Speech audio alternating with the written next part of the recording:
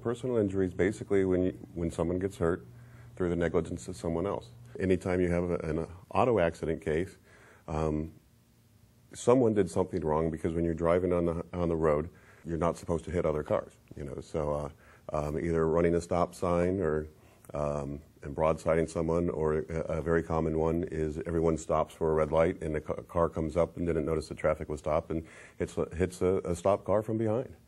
So, but and it can be something if they get hurt by a product they bought at the store or something of that nature, or if they get hurt by a doctor.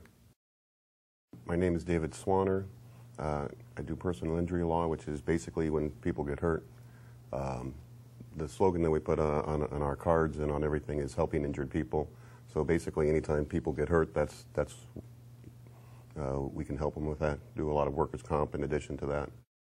When I was 18, I joined the Army, and the Army taught me Arabic and Hungarian, and they also taught me interrogation.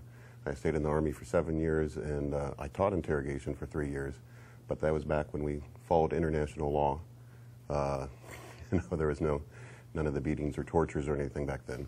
And then I was able to use those 2 years of language school and skip college. I went straight to law school in Cleveland State, and then when I got out of law school, I opened up my own practice in Myrtle Beach, and that was in 1994. And since then, I've been practicing in Myrtle Beach. I could never imagine representing an insurance company. So I always work for the little guy against the big company.